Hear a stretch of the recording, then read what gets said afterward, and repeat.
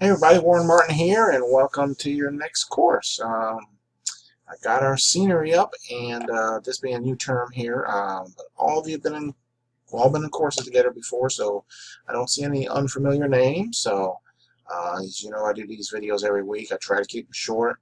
Uh, One of my other classes this term is all brand new people, so that one went a little longer, but this one we won't take too long. We'll just go over it. This one's BA340, Personal Investment and Portfolio Management, which is it's kind of a well, budgeting, accounting, a little bit of both. So let me see. Let's go into the modules here real quick. And your textbook, since we've been using this Canvas system year and a half, I guess now, this is where you access the textbook right here, where it says click to open the book. So you click there, it opens up a new window. You'll click one more time, and it takes you into your textbook. So that's where your textbook is, and that's what it looks like. So, alrighty. Now go back to the modules here. So week one, this particular course, you don't have a project or anything. Now you do have the final exam and the quizzes each week. No project. You also have, let's see. So week one, presentation. Well, yeah, you got a discussion of the presentations for week one. The chapters 1, 2, and 3. Chapter 1 covering understanding financial planning.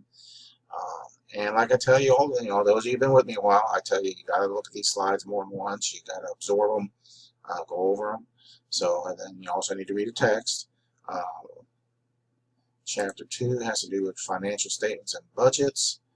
And chapter 3, preparing taxes. So, a lot of information there. Chapter 2 about budgets. Let me see. I got my got an example here. Why budgeting.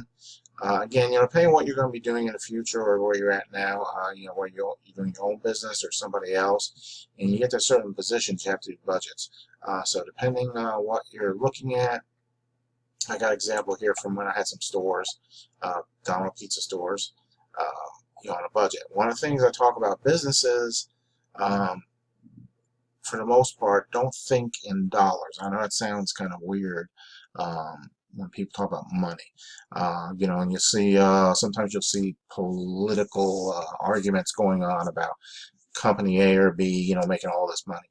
Companies themselves, shareholders in companies and stuff, don't look at dollars. They look at percentages. So like this example, right? Like right here, we got this, these different, store here, 100%. That's what you're operating on. 100% of what you bring in, and then out of that you start taking away things. And when you get to the bottom, you got all these different things that a company has, right down to uniforms. It could be toilet paper, paper towels, different things that go into it. How much does the phones cost, where you're at, repairs. The air conditioner goes out. You have to have somebody come in and fix it.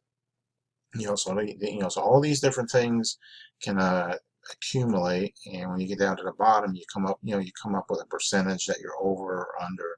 But the thing I just wanted to point out is just budgets are important. If you don't stick to the budget, you lose money. I use the dollar bill. If you got $1, you can only spend $1. If you spend $1.20, something isn't getting paid. A bill's not going to get paid or something, or your taxes if you're in a business. And that's why they teach us about percentages. 100%, you got 20% going to different taxes, you got 30% going to your labor costs, and so on and so forth. So that's why it's important to understand how taxes and everything works. So, all right, so I've done enough of that. Discussions, as always, first one, your initial post due by Wednesday. That way everybody has time to look at them and reply to them. Your other one's due by Sunday. Make sure you're getting in there during the current week, not 2 weeks later, because if you're in there 2 weeks later, you're not participating because the discussion is already, it already ended. So make sure you're getting in there. And then like each week we'll have a different scenario like in this one. So same thing with homeworks. Each week we have get up there. Okay, you'll have some different situation. Got some worksheets on the first couple of weeks. You have worksheets. I think later in the course you won't have as many worksheets.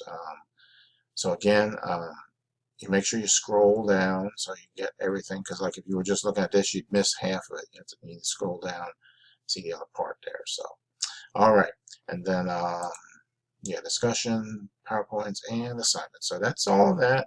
Like I said, quiz each week, final exam, and if you run into quite, sometimes when they like transferred from one system to this Canvas system, we found some glitches with test answers and stuff being messed up a little bit.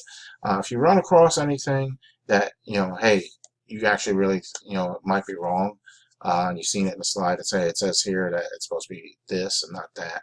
Let me know, because sometimes stuff does get mixed up, or the system will somehow do something and put in a different answer or something. So, alrighty. With that, I will leave you alone. Again, welcome to another course. I changed my little banner up here just to make it bigger so you see it, because one of the things is I don't want to allow people to fail. If you fail a course, it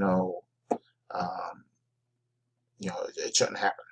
Because but time management. Make sure I stress time management. You have to find time in your day,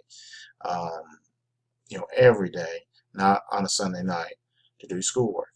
You have to, if there's TV shows or something you watch, you either have to record them or stop watching them. That's what I had to do when I started going back to school and going after my PhD and working on my doc.